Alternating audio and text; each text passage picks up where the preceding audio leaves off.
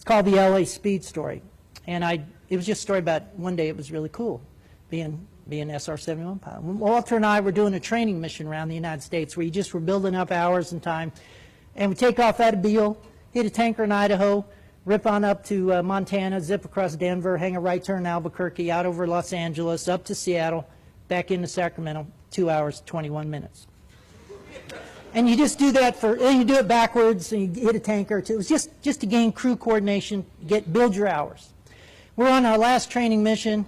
We're over Tucson. I can see downtown LA from Tucson. We're at 89,000 feet. I can see the whole western United States bathed in a warm October fall glow. I can see the chain of Rocky Mountains from Canada to New Mexico. I could just see the most beautiful picture laid at my feet, and the air as smooth as glass. Not a gauge moving in the cockpit. It was perfect. Now I'm thinking, we bad. And I feel sorry for Walter because he has to monitor 5 radios in the back seat, so I flipped the switch up just to listen. And LA Center is controlling, they control all, when you fly Southwest Air, their guys controlling everybody. But we're above controlled airspace. So they have us on their scope, but they're not talking to us. Now there's controllers all over the country, Jacksonville Center, Chicago Center, Seattle Center, you know. It's the same guy. They all talk the same. And it's really cool the way they talk because they make you feel important as a pilot. They don't just say, yeah, okay, here's your thing. They make you feel really cool. So sure enough, this was pre-GPS days. Some Cessna guy has to know his ground speed. LA Center, Cessna, November Tango Alpha. You got a ground speed readout for us? Now Center would like to say, who cares, get off free. But no, he'll talk to him like he's John Glenn. Cessna, November Alpha, we show you 90 knots, 90 knots on the ground. And they do that sing-song, but that's how they talk. And it makes you feel kind of cool. Right after that, a twin Bonanza came up to pimp the guy for speed, I guess. And LA Center, Twin Beach, whatever, you got a ground speed readout for us? And Center likes it, God, it's Friday. Why me, God, please, just get off free. But he's going to talk to him like he's Air Force One. Twin Beach, we show you 121, 20 knots on the ground. And right after that, a Navy F-18 out of Lemoore popped up on frequency. And you knew it was a Navy guy because he talked really slick on the radio.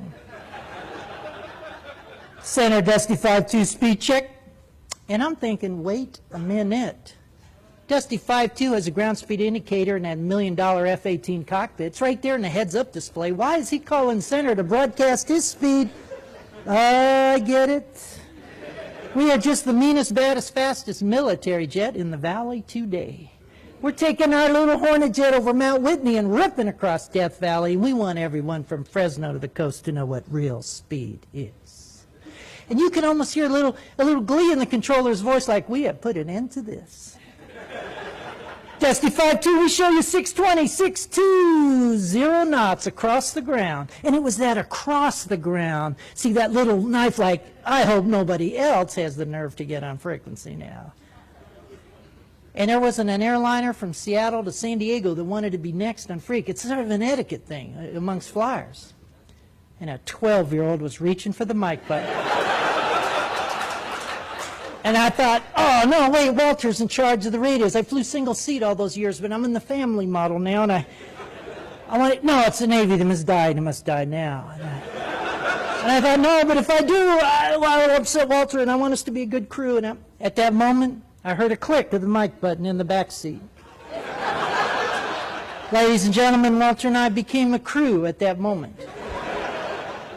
In his best innocent voice, LA Center, Aspen 30, have you got a ground speed readout for us?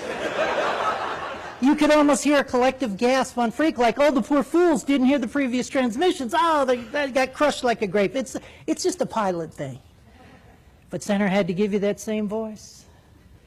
Aspen 30, we show you 1,992 knots across the ground. When I knew I was going to like Walter a lot is when he came back and said, Center, we're showing a little closer to 2,000. Ladies and gentlemen, we did not hear another transmission on that frequency all the way to the coast. The king of speed lived, the Navy had been flamed, and a crew had been formed. For just a moment, it was absolutely fun being the fastest guys on the block.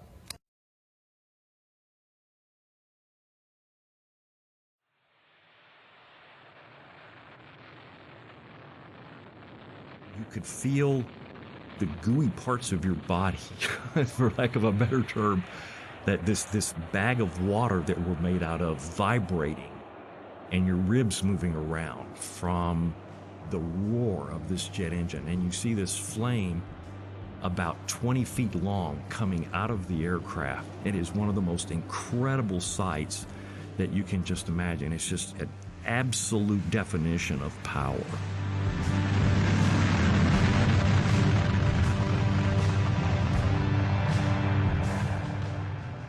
It was a time when computers were in their infancy.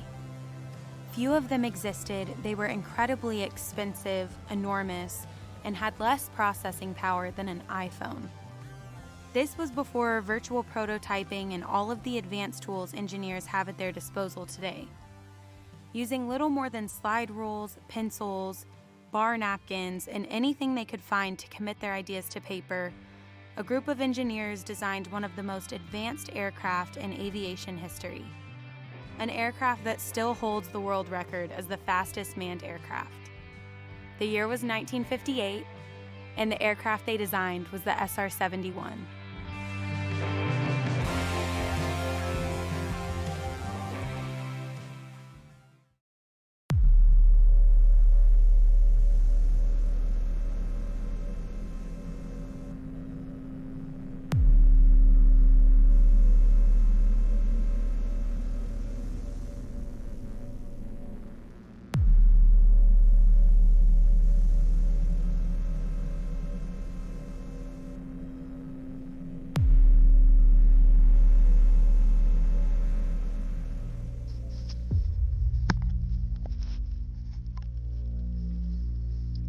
It was an aircraft that essentially defined what living in the shadows actually was.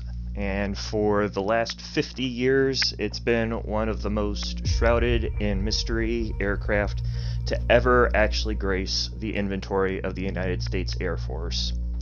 To put that into perspective for you, the aircraft project began in 1955, and it was not until 2006 that the last document on the aircraft was revealed to the general public. Put that into another perspective for you, there's at least 137 additional documents that we know of that still are under FOIA pending release.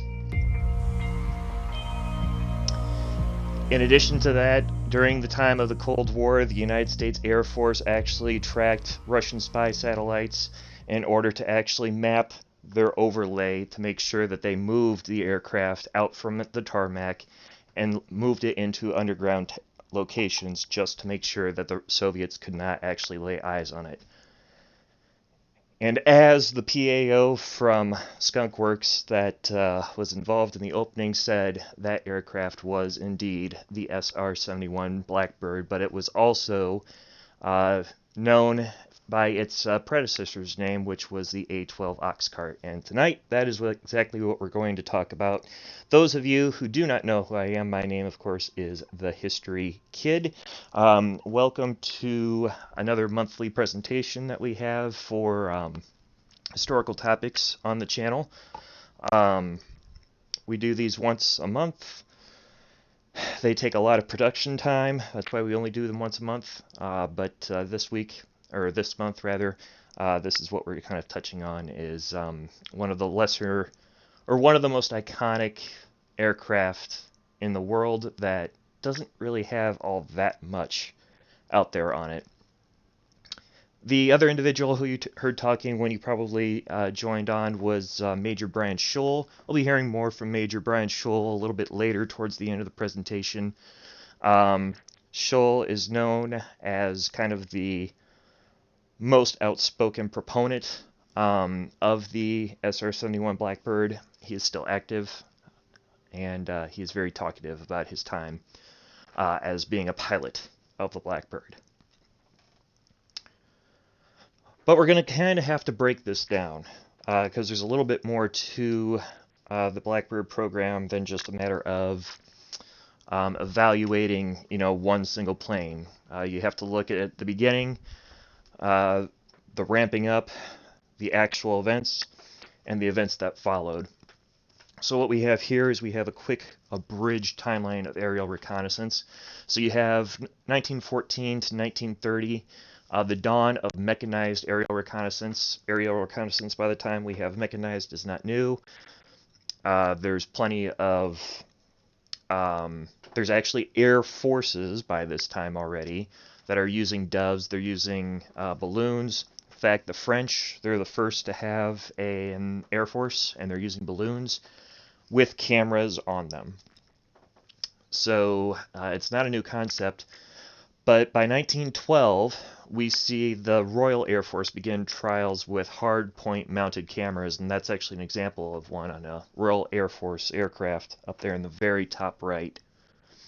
But the aircraft were generally low altitude observation aircraft, and you see some other really weird designs like the German one that's sitting there right next to it. But they're relatively low altitude, so between 3 and 500 feet. Yeah, Royal Flying Air Corps, it was Squadron Number 1, which Squadron Number 1 actually flies Eurofighter Typhoons today. So their mission has changed, but they have a legacy that traces all the way back at least to about 1912. By 1931, observation begins to actually gain some altitude. You'll see some a little bit more refined design with how reconnaissance is collected and distributed. There's actually dedicated observation flights, so an aircraft will have a single mission of going up, conducting nothing but observation flights, and then coming back through, where previously some of these aircraft might have dual purposes. They'll take off, they'll go to one side of the actual battle point from north-south or east-west, land, and on their way back they're not conducting reconnaissance. They had their cameras swapped out for machine guns or something of the such. So that goes away kind of by about 1940. You'll have aircraft that are just sortying for the purpose of recon, both to and from their destination. By 42, you actually have some smaller aircraft, so that that P-38 that's over there, the twin-tail aircraft, you'll see aircraft such as that going up and conducting reconnaissance operations. Not so much the B-17s or the B-29s, although there are B-29s that are used for reconnaissance purposes. And generally you'll see B-36 peacemakers, which we'll talk about, and B-47s that are purpose-built for the mission of reconnaissance. So it's not just, well, we have this aircraft, it can conduct the operation. It's now we have an aircraft that is for this operation, is what kind of starts to happen by the time you get to 1946-47. The next to last phase in it, and I'm saying next to last phase of what we're going to cover in this presentation, purpose-built reconnaissance, so aircraft that are built exclusively, it doesn't have any other purpose but to be a recon aircraft, and that's going to be mainly like your U-2 spy planes, which is the one that's still in service today. 1955 is when it takes off for the first time that we know of. It's also one of the only active aircraft that is shot down in a reconnaissance flight that was specifically designed for it, as any of the subsequent aircraft were not. And then, of course, lastly, by the time you get to 1962, you start to have what we call the familial era, or the peak of the Cold War, where you have familial designs. Today, we think of familial designs. The Brits would probably think of the Harriers. The Harriers were familial designs. The Americans will think of the Lightning IIs as familial designs. So the F-35 program is a familial design. But really those familial designs come in a lot sooner. They come in around 1955, 56, 57, and then you start seeing them go to the drawing board in 59, 60, and then you start seeing production variants by the time you make it to the early 1960s.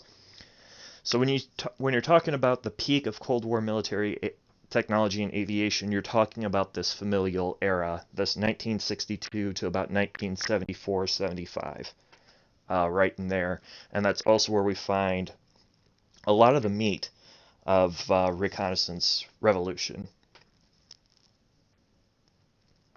So to begin, we have the Stratojet era, and the Stratojet era actually starts with the B-36 Peacemakers, and then it moves to the B-47 Stratojet.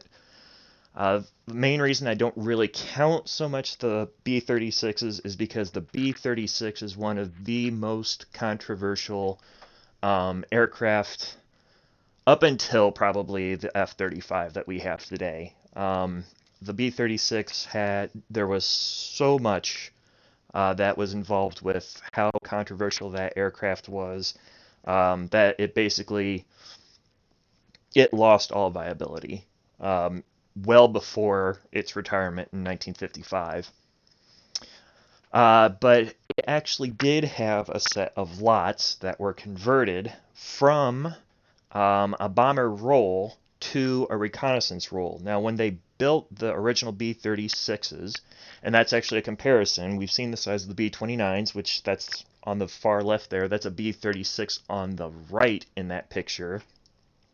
It's the largest aircraft to ever be deployed in terms of wingspan.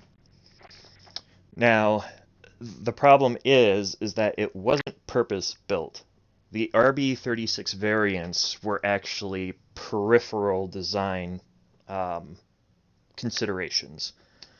So when they're looking at the drawing board, they're not thinking, well, we can use this as a reconnaissance plane. No, they're looking at it for the mission of atomic deployment. They don't want to modify more B-29s and B-50s to actually carry atomic weapons and payloads. They're getting much more intricate. They're getting much heavier. Hydrogen bombs are coming on the scene by about 1949, 50, 51. So the need is increasing, but when you're also looking at those hydrogen bombs, you're looking at an increased need and demand that the B-36 isn't going to meet either. So really the B-36 is damned if you do, damned if you don't.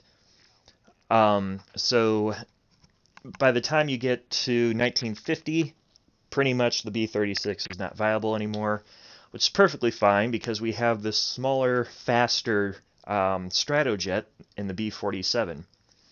Now the B-47 was actually, it had 270 models earmarked to actually be used for the purpose of reconnaissance. Now, one of the other things too I want to point out here is it mentions on this slide the MiG-15 over Korea. Once the MiG-15 makes an appearance, the B-36 is entirely vulnerable, and it's going to get shot down if it continues its role in reconnaissance, so the B-47 makes sense. And there's actually 3 purpose-built designs of the B-47 that roll out between about 1949 and 1954. They enter widespread service by 1952, but they actually will continue the recon operations through 63, although most of those will not be over combat airspace.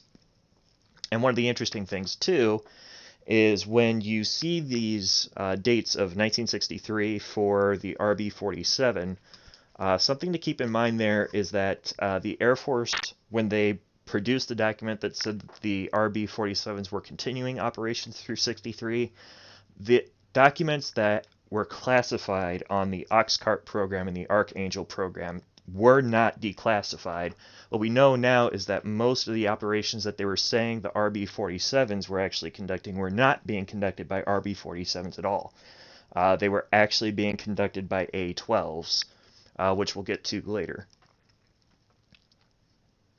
So this is actually a design schema of the RB-47, or actually it's the B-47. I believe it's a B or a C model.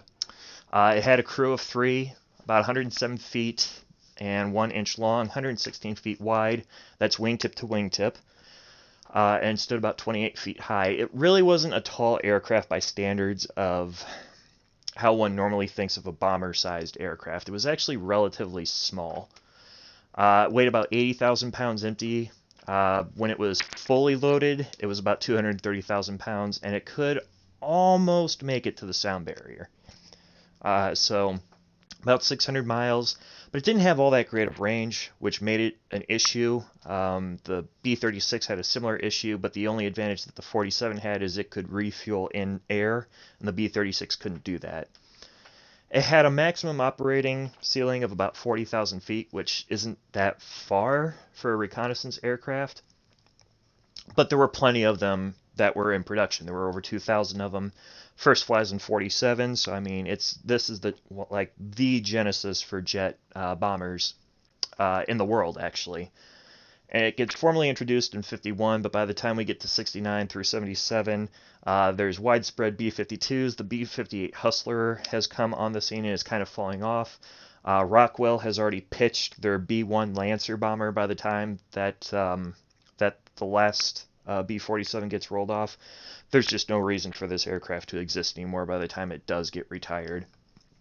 And that's something that you'll see when you look at Cold War era aviation and technology, is that their service period actually does not go on that long. You'll see aircraft that are coming out of the World War II era that'll extend well into the Cold War. You'll see a couple of later Cold War aircraft that will extend into like the present or right up to the 21st century.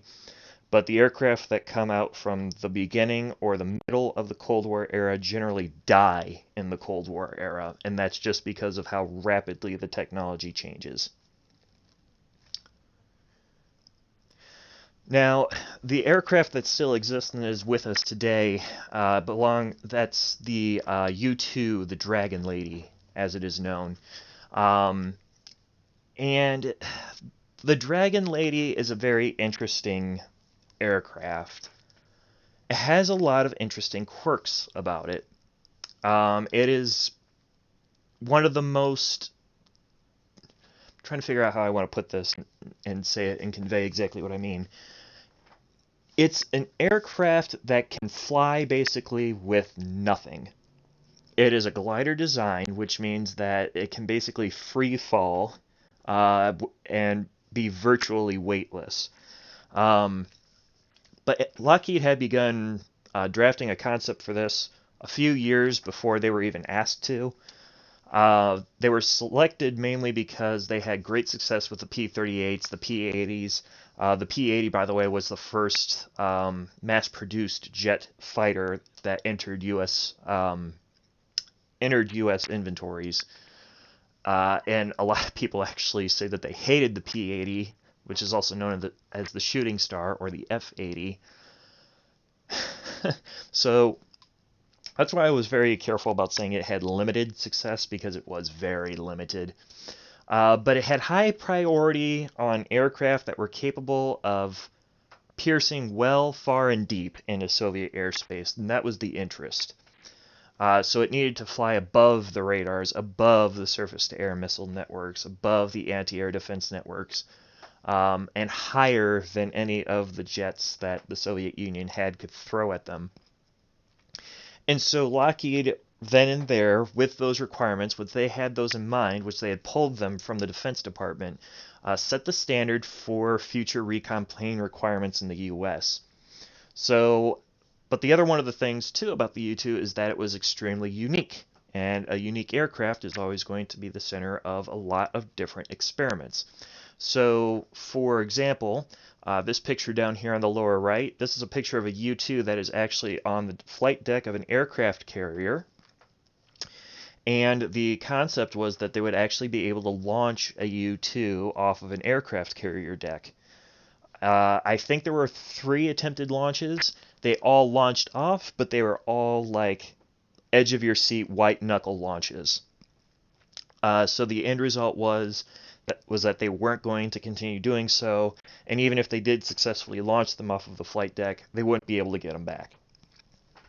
So the whole concept for the U-2 to be launched off of the flight deck of an aircraft carrier kind of goes away a little bit. I think the last time they do it is in 1971, and we don't see it ever come up again. Mainly because by the time 1971 comes along, we have the smaller Also more powerful P-series patrol aircraft that are coming off the lines, and the E-3 Hawkeyes are coming off the lines too, and they're actually able to conduct research and early warning for the Navy at that time, off of flight decks, taking off and landing. But the TR series of the U-2 actually comes out and makes its first appearance around 1979, 1980. They're currently, NASA flies TR-2s today. And U-2Ss are flown by the U.S. Air Force today.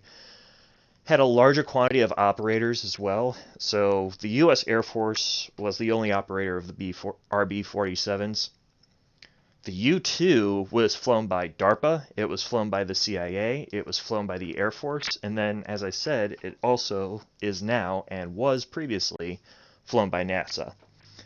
So a lot of operators had their hands on these aircraft, and both the CIA, the Air Force, as well as NASA continue to fly the U-2 today. So it's an aircraft that has been around. But as I had mentioned, it is a quirky aircraft. So I'll get to some of these other specs here in a minute, but I'm going to go down here to where it says speed. And the speed says it's 410 miles per hour min-max out at altitude. And the reason it says 410 min-max at altitude is because if it goes to 409 miles per hour at its service altitude, which is somewhere over 80,000 feet, it will stall.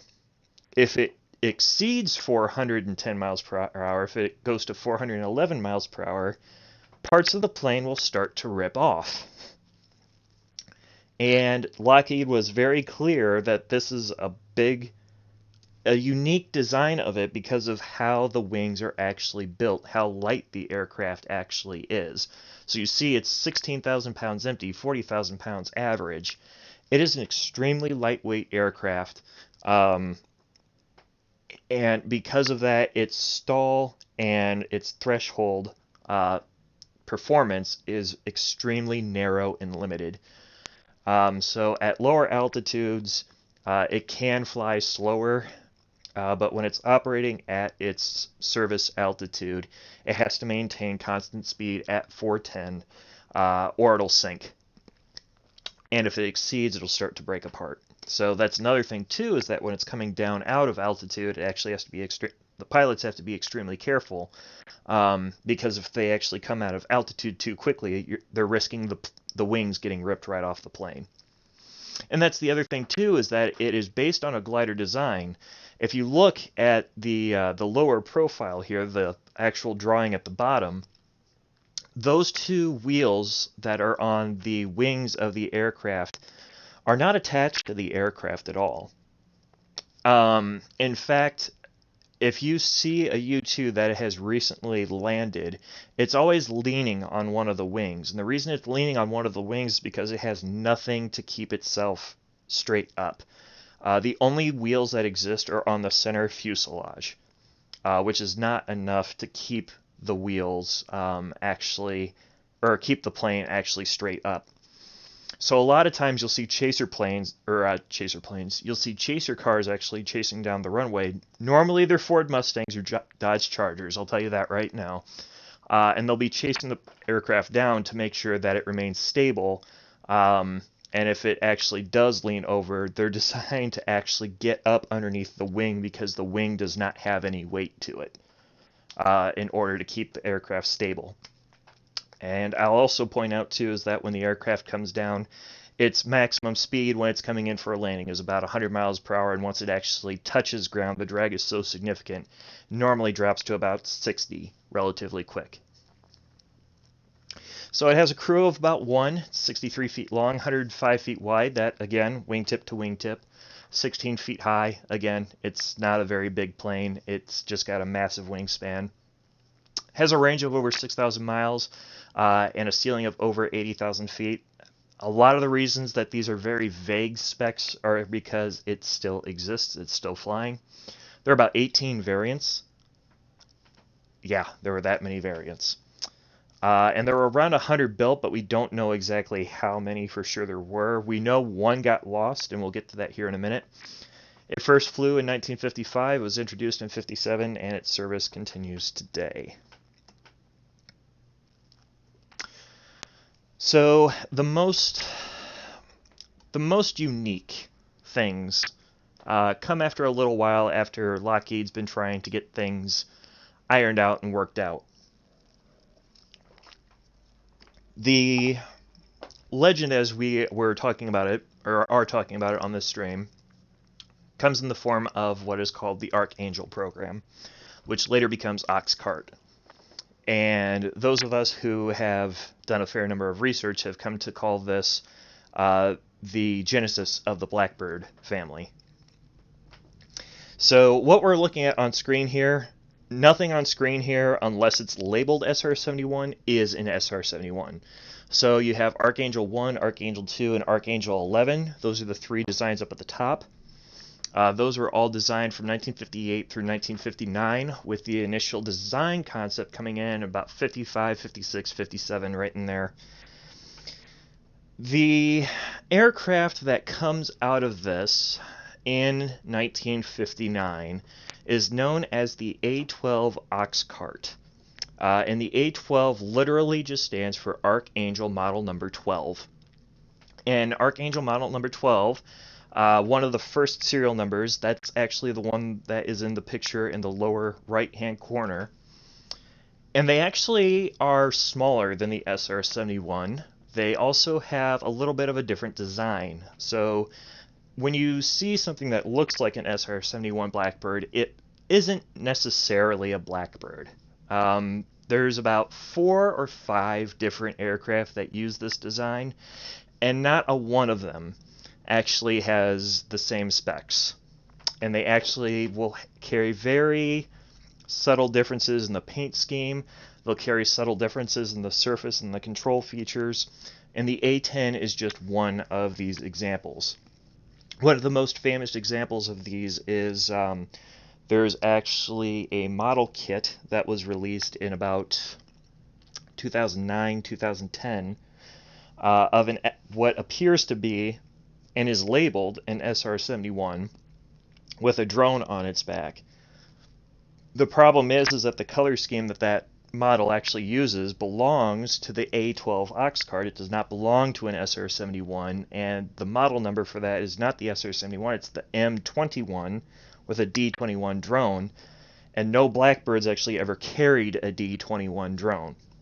So there's some things out there, but this is where the genesis of kind of comes from, and it shows in this fashion here. So the A-12 program is what is brand spanking new to a lot of people. We didn't know all that much about this, and actually it says down there it was declassified in a long series from 1998 to 2007, and parts of it still are, but we have enough information to make enough of a roadmap to know that this is the bulk of the information that we have. So advances in Soviet technology at this time were so great and coming along so far that we knew that we were going to need something higher, faster, maybe have stealthy control features, and able basically to outmaneuver anything that the Soviets were going to be throwing at us. So there's two contenders that jump up to the gun on this. The first one, of course, is Lockheed, but the second one is North American Aviation. And North American Aviation, unfortunately, is going to go bankrupt in this plan, mainly because General Curtis LeMay decides to have a temper tantrum. And Lockheed is also going to have some economic issues because of the same thing, because General LeMay, who is the chief of staff for the Air Force at the time, insists he wants bombs and he wants missiles. And anything else, I don't care. We're going to bomb the hell out of everything that kind of stands in our way, and we're going to go after anybody who enters our airspace. That is LeMay's thought process. In 1960, 1 May 1960, Gary Powers is flying on an operation out of the Mediterranean. It's an operation that is known as Chrome Dome, and it's a routine operation that takes him over Soviet airspace. when he enters into Soviet airspace, he is going to get locked on and intercepted by Soviet anti-air defense systems in his U-2 spy plane. The missile is going to connect. It's going to hit Powers' U-2. He's going to lose control of the aircraft. He's going to bail out. He's going to get captured by the Soviets. And that basically is a wake-up call to the Air Force, the CIA, and the rest of the U.S. saying, oh shit, we need something. We need something here. We need something that is going to be able to outrun these new SS-2s. We got to have something. And Lockheed and North American at the time are both just like, hey, here's what we've got. However, the Air Force is already keen towards Lockheed. Why are they keen towards Lockheed? Well, because Lockheed had already been planning in advance and had something ready for them. Not only that, but Lockheed's design also didn't require a lot of money for, what's a good way of putting this?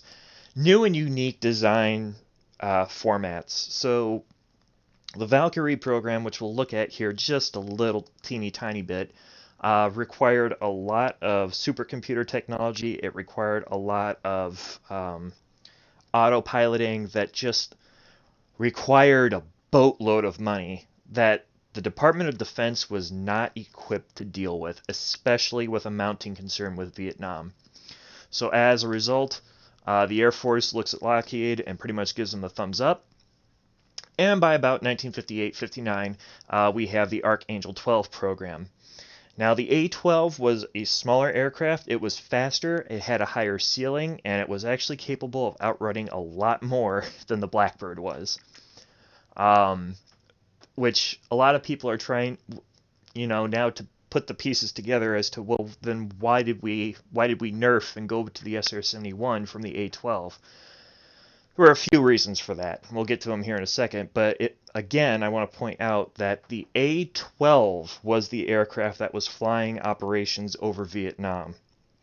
So when you hear about reconnaissance operations that are over Vietnam, almost all of those operations are being conducted by A-12 aircraft. They're not being conducted by RB-47s, RB-52s, they're not being conducted by U-2s, and they're not being conducted by SR-71s. They're being conducted by A-12 ox carts.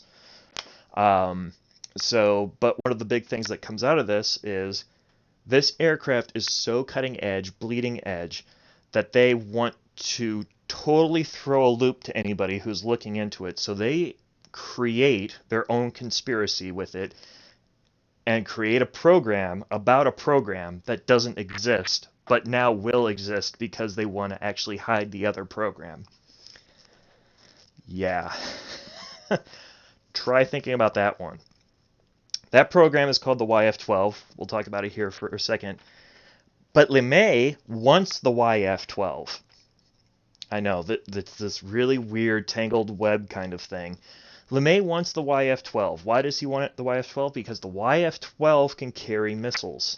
It has a bomber potential for it. So LeMay is extremely interested in this aircraft design, and that is a picture of a YF-12 down there in the lower right corner. That is also a picture of an M21 up there in the upper left. That always gets misidentified as an SR-71 Blackbird, and it is not. Yeah, I know. Poor people. So, you would never see it coming. Why would you never see it coming? The paint.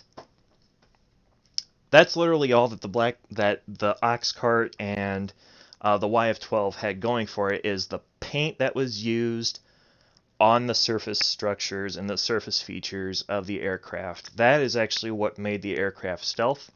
Once you get to the Blackbird, you have actually stealth control surfaces and control features, and that's changing a whole bunch of different things there at that point. But the ox cart relied solely on altitude and speed. That's it. Now, one of the key differences that you might see between the A-12 and the YF-12 is the nose cone. There's actually a nose cone on the YF-12. There is no nose cone that's actually on the Blackbirds or the ox carts. They're all this kind of smooth kind of nose surface that they have there. But the public knowledge is focused on the YF-12. They're not paying attention to the A-12. They're not paying attention to the SR-71. And indeed, from about 1966 through about 1974, SR-71s are the ones that are going over Soviet airspace in total. Of the A-12s that are produced, 3 of those actually get converted into the YF-12s. The YF-12s, they're designed actually to carry AIM-47 Falcons, which are, they become Mavericks later on, is what supersedes those. And actually it says so down here that the YF-12 actually will get canned by Robert McNamara in favor of the F-15 because the F-15 is cheaper. And the Air Force and the entire Department of Defense at that time is all about consolidating as much as they possibly can. And this is where we get our F-15s, our F-14s, the F-16, and even the A-10 Thunderbolt is going to come out of this consolidation that nixes the YF-12 program. But the M21 and the D21 drone that's up there, that was another modification of the A-12, and that was basically designed, the D21 extended the A-12's operational and observational range to have 2 locations. So you would have the mothership and the A-12, and you would have the D21 drone that would be capable of taking additional pictures in a straight line, carrying additional sensors, things like that, and it would be netted and then brought back. There were about 9 operational deployments with the D21. They never got anything usable off of them, mainly because the instruments did not survive the crash landing that all D21s had on the way back. The program ultimately would get abandoned, even though there's about 40 D21 drones that still exist.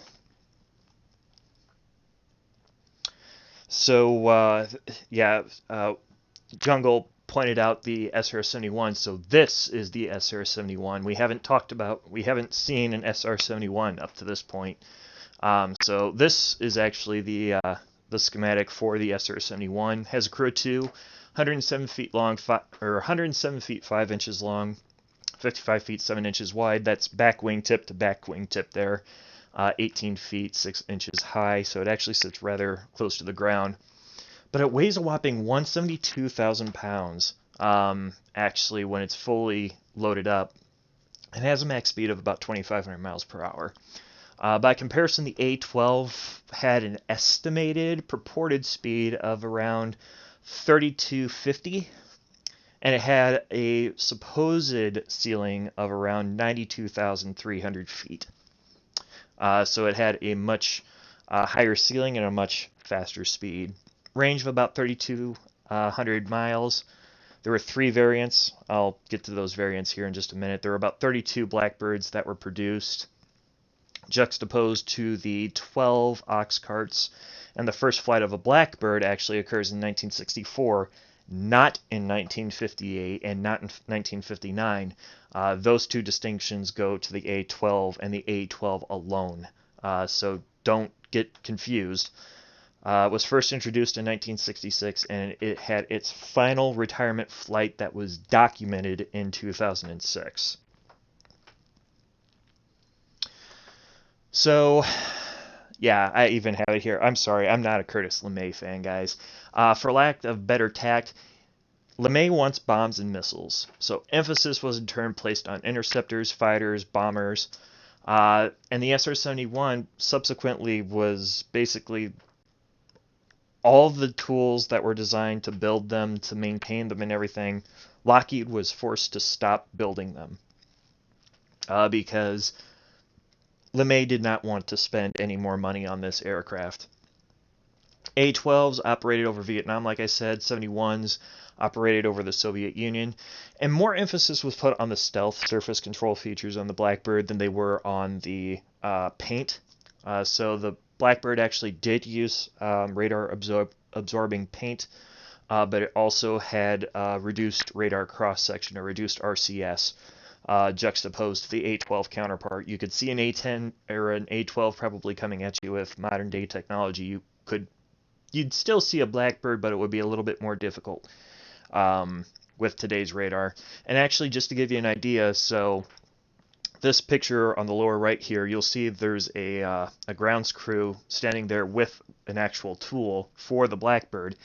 All the tools that were designed for all the features and surfaces on the Blackbird had to be purpose-built explicitly for the Blackbird. You couldn't go out and get a Phillips screwdriver and expect to actually undo a screw, or you couldn't go out and just get a regular bolt tightener and expect to be able to tighten bolts on a Blackbird. You actually had to get a Lockheed designed tool, or else you could not perform any kind of service or maintenance on the aircraft. So in addition to actually having unique features on the Blackbird, you had a unique set of tools. You had to learn how to use those tools. You had to train crew how to use those tools. But it also made it not impossible, but extremely difficult for anybody to steal the technology if the aircraft went down. By about 1968, SR-71 was the primary means of unplanned recon operations, so the U-2 kind of took a little bit of a hiatus, where there was no limited or no contest in air superiority. The U-2s continued to fly, but spy satellites were also starting to come on the scene, especially about 1965, 66, 67. We were seeing spy satellites becoming a much more common thing.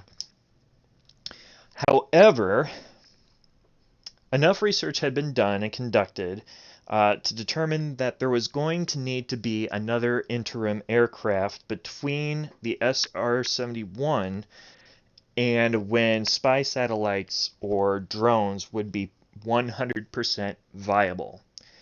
And the argument that was made for this had nothing to do with basic technology. It had to do with the technology in these unplanned sorties was necessary to create the technology that would make such a thing viable.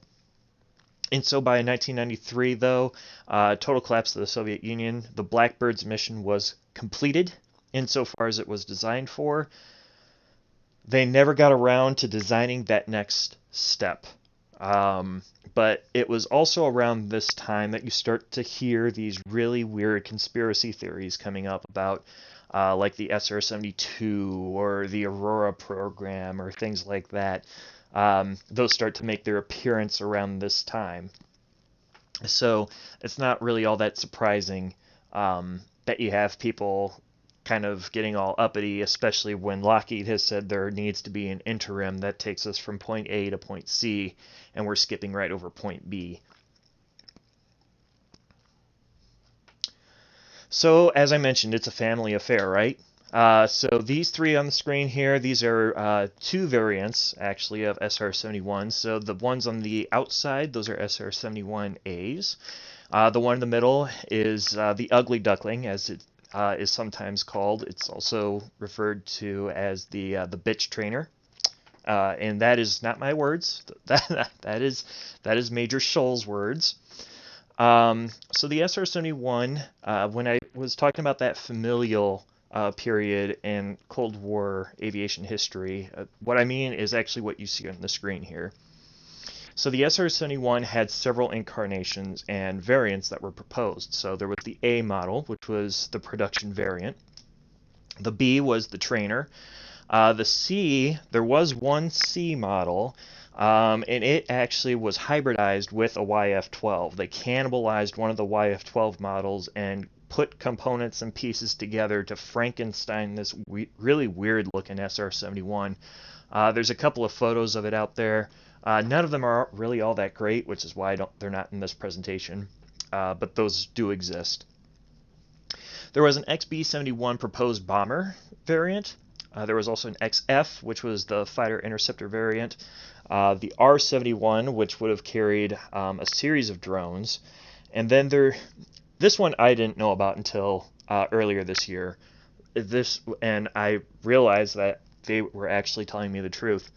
The XST-71 proposed model variant, which had a rocket booster for proposed stratospheric flight, which would have brought its ceiling, according to the spec sheet, up to 235,000 feet. And I'm not entirely sure how they would do it. If you look at how the Blackbird's internal components are designed, I could see how they could fudge it, but those J58 engines can only do so much. So I don't know what else they would have had to have modified on that. The spec sheet that I had seen that I had gotten my hands on for that only had the external characteristics of the aircraft. Looked pretty much like an SR-71A, except it actually had a large rocket booster that was strapped to the bottom of it that kind of looked like a single stage from the SST. So who knows? It could have been something interesting, but I have a feeling that that's probably the extent of what that program probably did, was that one spec sheet. So. But the Valkyrie program, which was a little bit earlier, had a similar plan. And again, this comes out of that familial era. There was the XB-70, which was the test bed for a proposed bomber. There were two of those produced. But then there was the RB-70, which was the reconnaissance variant. The XF-108, which was a fighter aircraft, which actually was just a smaller kind of version of the Valkyrie. The B-70R, which was a regional interceptor, it would have been similar to that XF-71 or the YF-12. And then the A-5, which was actually the produced attack variant of that aircraft. And one of the unique things that the A-5 had going for it, and I realize this is a little off topic here, but we'll bring it up anyway, is that it would actually deploy atomic weapon payloads from the rear between its afterburner engines. There would actually be a tail cone that would be attached to the end, and a bomb to payment load would actually dispense from the removal of that tail cone. One of the most interesting designs ever. It's actually a really sexy looking aircraft, but unfortunately it didn't last too terribly long, and most of them went to the Navy, who doesn't know how to appreciate things.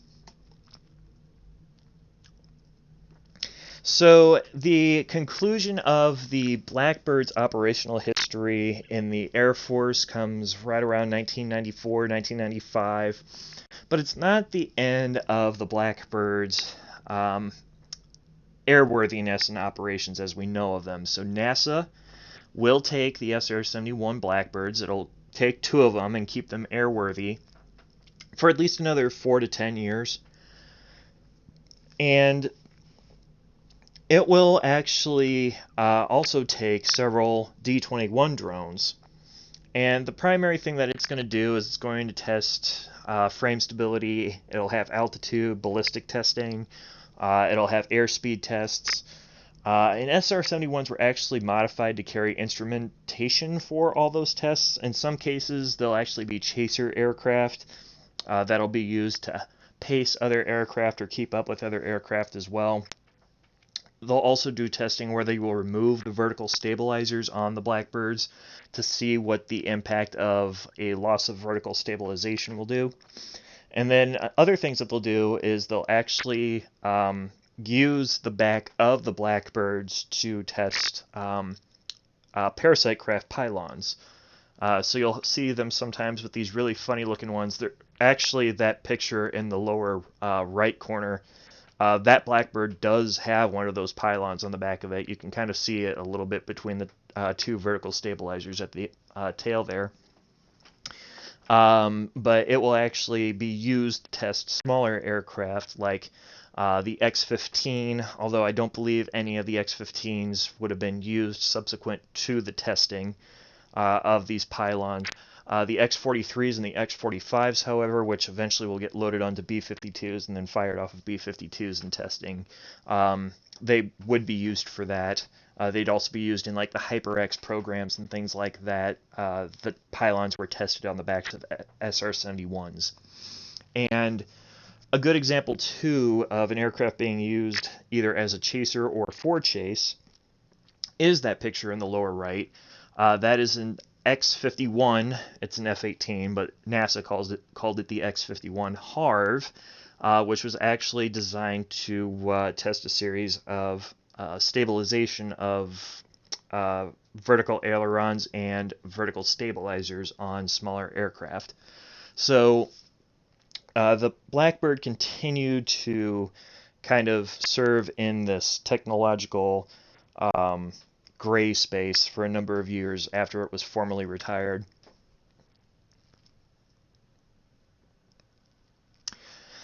Unfortunately, though, all good things do have to come to an end. However, most people agree that the Blackbird's termination was indeed a mistake. And to give you an idea of that, on her final flight, she sets 5 records, 4 of which she retains. And of those 5 records, here's what they are. She flew from LA to DC, that's a range of 2,300 miles, with an average speed of 2,145 miles per hour, in an hour and 4 minutes and 20 seconds. So LA to DC, hour and 4 minutes. She made a coast-to-coast flight in an hour and 7 minutes and 54 seconds. She flew Kansas City to DC, that's 942 miles, in 26 minutes. St. Louis to Cincinnati, 311 miles in 8.5 minutes, and had a maximum speed of 2,242 miles, 0.48 miles per hour. So the aircraft, on its dying day, said absolutely not, I am still relevant. And Schull actually says that. Well, I'm going to get to Schull's comments on it here in just a minute. I've got some really cool pictures that I want to make sure that show up there. But Schull actually will say this, like, no, the Blackbird was like saying, we're not done with this, guys. Let's go. And if we knew anything about anything, we have GWAT just around the corner from when the Blackbird gets formally retired. Could have been used.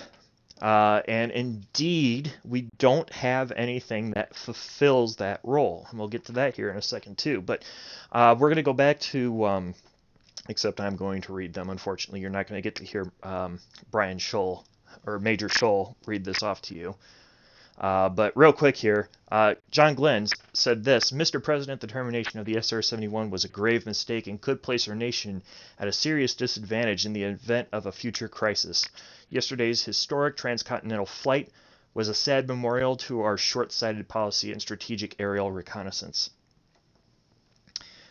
And when Glenn is making this comment, he is explicitly referring to this flight where the Blackbird sets those 5 records. So he's addressing the Senate when he says this. That was on 6 March 1990. And he knows what this is. The John Glenn, too, guys. This man knows what he's talking about. And it was kind of a harbinger of what was unfortunately to come. So as Martin Schull, he wrote a book. He had a bunch of fantastic pictures and a fantastic write-up in the book. But I'll read you kind of the last couple of paragraphs from the book as it says here. As the SR-71 taxied by, I knew I was witnessing the passing of an era. This era began with the fateful flight of Gary Powers in a U-2 and the resulting embarrassment to the Eisenhower administration. An order was issued to proceed with the development of a more advanced plane that couldn't be shot down. The SR-71 was the result. For 3 decades it performed its mission untouched by the other side. As it swung its long nose into the run-up area, the jet took on that proud look I had seen before. I watched the support people scurry beneath the jet, carrying out their normal procedures. The familiar scene felt different because I watched with a heavy heart. The distinguished roar of the engines assaulted my hearing one more time, and I felt the jet defiantly telling all who could hear it that it did not want to go away. It could still do the job. The airplane was still the best. The sound thundered across the airfield with the cry of one still undefeated, issuing its final challenge. When the run was completed, and all the maintenance people had moved away, the jet sat alone, waiting to take the runway. I saw her then as I had the very first time, and tears welled in my eyes. I knew her better now, and loved her more. How could I not love her, after all she had shown me? She had not changed, and she had not aged. She was a bit of the past and the future rolled into one, the hottest of hot rods, and a technological wonder built to last. As she sat there, dripping fuel, leaning slightly forward on a sloped ramp, she embodied purpose and elegance. I knew I would always remember her that way, the elegant lady in black, superior in design and performance. Some people said that the continuous heating incurred at high speeds had caused the materials of the jet to weld tighter over the years, and she now flew faster than when she was new. I had flown her, and I believed them. I watched the last SR-71 pull 2 fiery plumes down the runway and climb steeply away, her voice echoing proudly across the foothills. My eyes strained to follow her, hoping somehow to keep her alive, but soon she was swallowed by a bright blue sky. Though the jet was miles away and out of sight, I could still hear the faint rumble of the J-58s. And that, as I said, that was Major Brian Schull. We heard him at the beginning of the presentation, he was a sled driver, as they were called, SR-71 pilot, and he actually wrote that in his memoir in 1990. So, and that is the flight. He's describing that flight, that the Blackbird actually broke those consecutive records, those 5 records back to back on that single flight. So what does that leave us with? So to date, the only aircraft capable of filling the SR-71's role is the U-2 and a handful of drones. Single role of the SR-71, it's never been replaced. That we know of. Of course, you know, the way that things are, there could always be something that has replaced it and we wouldn't know. But the first contender that comes up on the list is what is referred to by many as the Lockheed SR-72. It does not have a name, but in the early 1990s, aviation theorists coined the name Aurora, but that was actually a code name that was given to the B-2. The story is that the name Aurora actually appeared in a DoD defense budget, and everybody took that and ran with it because the SR-71 had been retired at the time. But it actually belonged to the Northrop B-2 program. Lockheed has never really owned the SR-72 name. They've kind of laughed about it and said, yeah, sure, whatever. But we don't know exactly how likely that is of being a thing, just kind of sort of yet. But it would be, as described by many people who talk about it, aviation magazines, aviation enthusiasts, it would be the natural successor. It would probably be suborbital. It would probably utilize some form of hypersonic transport, but we just don't have enough information to say that, yep, it exists. Well, we don't know that. That's kind of a reach. The other program that we do know exists is the Lockheed Trx program, and Lockheed has actually come out and said that, yeah, we're working on this. And this will be the replacement for the U-2 spy plane. It is not defined as a high-altitude rapid deployment aircraft that is capable of getting to a location in a short amount of time. It is designed to be that slow, kind of graceful, we're going to get there when we get there kind of aircraft that the U-2 was. So this is the only confirmed project that Skunkworks is openly talking about. But its last meaningful update came out in about 2018, and that was just the fact that this is what Lockheed was kind of thinking of how it would look, this artistic rendering that is shown to the left here. And the last component here is the Northrop Rq-180. It's a low-flying competitor to the TRX. It's also unmanned. All 3 of these, by the way, are unmanned. But it functions in much the same way of the RQ-170, the Sentinel, the Lockheed model. You know, the one that Iran captured. But the problem is that its design and mission spec is so similar to the RQ-180 that the people who are trying to put the pieces together and say that the RQ-180 is already active and it's out there, they may not even be seeing it. They might actually just be seeing RQ-170s and they're getting information bits and pieces off of the 170. The much more likely thing, at least in my mind, is that Northrop might be using their B-21 Raider program to kind of bring back one of those familial designs. Northrop is another organization, another defense contractor that has a history of using familial designs when it comes to aviation. And if you need evidence of that, if you look at the Aurora program, the YF-23 actually comes from the Aurora program. So it's in the Aurora family. So it would not surprise me one bit to see that once we get closer to the B-21, the Raider, we might see some interesting recon concept kind of come out of Northrop Grumman. However, more interestingly is this piece down here. Since 2016, there have been 9 reported SR-71s that have been in flight. And there have been 7 of them in Alaska and 2 in Nevada. Now, the thing about this is that the only operator known to have airworthy SR-71s is NASA. NASA, we know where the NASA models are, and they have not moved. So we're not quite sure exactly what these 9 reports are, who they belong to, if they're valid. That's kind of outside our realm of kind of guessing and notion, but there have been 9 reports at least of an SR-71 in flight since 2016. They're not corroborated by the Air Force, the CIA, NASA, and really the sources kind of point towards the direction that these might be people that may not necessarily have it all together or may be doing misidentification of some sort. But that is the case where we have at least a chance that there might be a Blackbird out there somewhere that's flying around. Alaska is kind of interesting, especially considering how close it is to Russia, but there's no way of really knowing.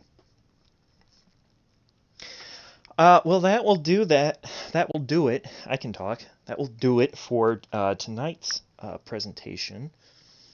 I do appreciate you guys joining us.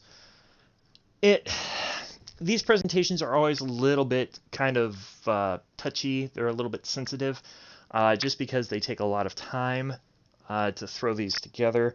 But I do hope that you enjoy them. The next presentation of this type will actually be on, it'll be on 18 December, and that'll be on Unit 731.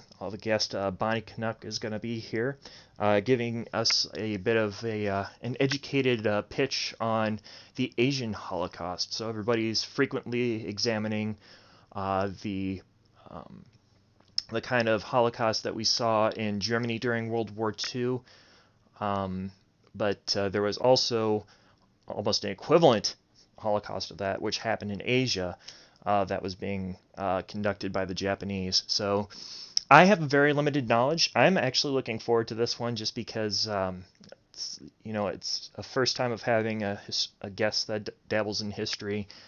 And it's also something that I don't know quite that much about. I have a limited amount of information. But that will be 18 December at 1800.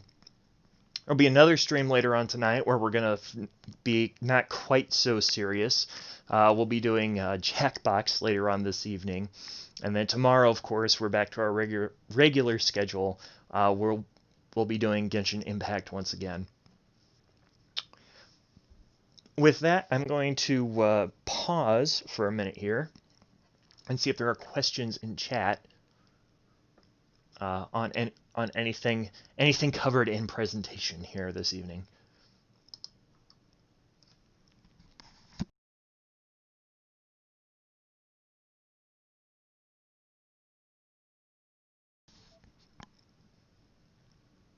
Going once, going twice. It's a Black Friday evening too, so I got nothing, to be honest. That's good, Bonnie. Look, Bonnie is also has a lot of interest in aviation. So if I'm not if I'm not tripping anything, or Bonnie is just like, actually, that's always a good thing. So, well, I appreciate everybody coming out and kind of being involved in the presentation this evening. It was something. The Blackbird is something that's a little bit. It's a steep conversation piece, and it's dripping in conspiracy.